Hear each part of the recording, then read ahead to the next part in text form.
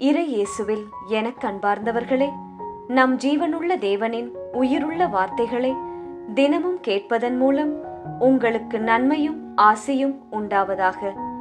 இன்றைக்கு நம் உள்ளத்தில் ஆண்டவர் பேச விரும்புகிற திருவசனம் யோவான் 11ஆம் அதிகாரம் 41ஆம் திருவசனம்.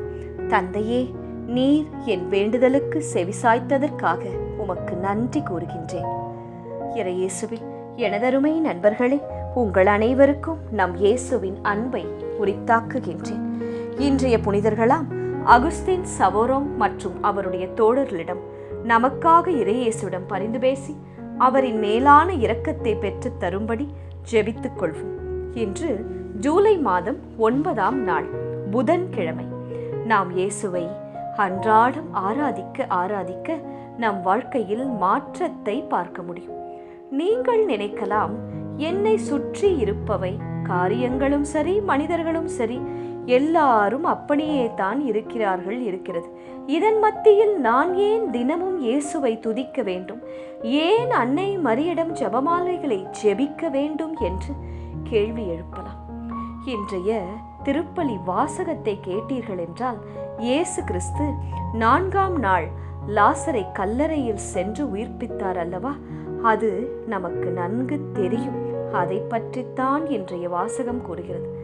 அப்படி லாசரை உயிர்ப்பிப்பதற்கு முன்பு அவர் எதை செய்தார் தெரியுமா? அன்னார்ந்து பார்த்து, தந்தையே, நீர் என் வேண்டுதலுக்கு செவி சாய்த்ததற்கு உமக்கு நன்றி கூறுகிறேன்.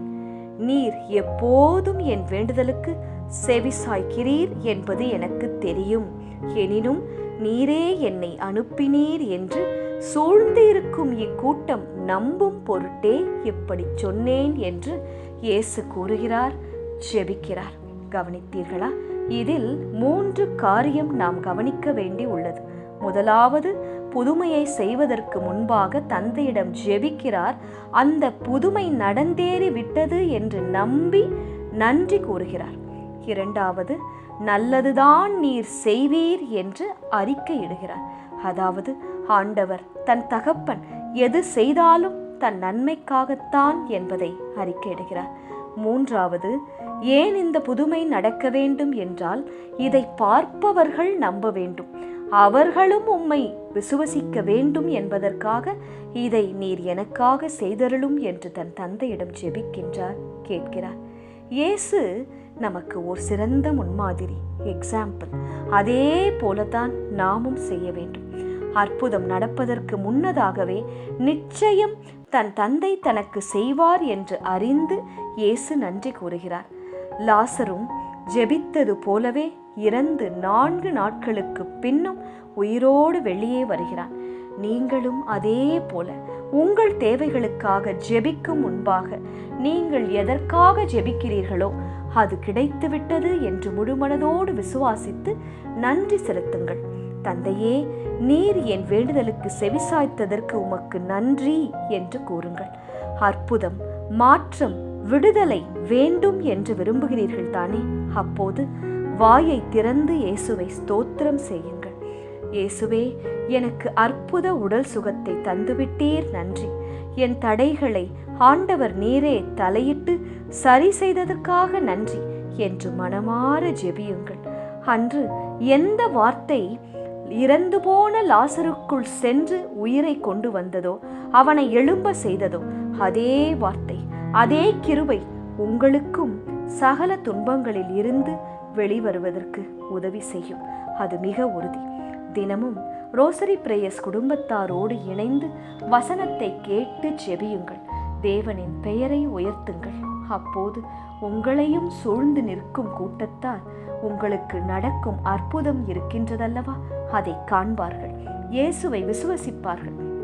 இயேசுவே, உமது நாம மகிமைக்காக இந்த கோரிக்கையை என் வாழ்க்கையில் நீர் நிறைவேற்றும் என்று கேளுங்கள். ஜெபத்திற்கும் மன்றாட்டுக்கும் என்று சில வழிமுறைகள் உண்டு நண்பர்களே. அதன்படியே நாம் கேட்கும்போது அதை பெற்றுக்கொள்வது அதிக நிச்சயம், 100% நிச்சயம். ஜெபிக்கலாமா? இயேசுவே, நீர் சர்வ வல்ல ஆண்டவர், இந்த அண்ட சராசரத்தையும் படைத்து காப்பவர். அப்பேற்பட்ட பெரிய கடவுள் நீர். இந்த சிறியவனின் வேண்டுதலுக்கும் செவிசாய்த்ததற்கு உமக்கு நன்றி கூறுகிறேன் இயேசுவே. ஆமேன். இயேசு கிறிஸ்துவின் பெரிதான நாமத்தின் நிமித்தம் ஜெபிக்கிறோம். ஆமேன்.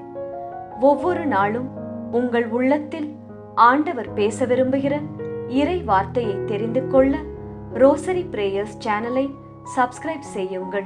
மேலும் உங்கள் நண்பர்கள் மற்றும் உறவினர்களுடன் ஷேர் செய்யுங்கள். நன்றி.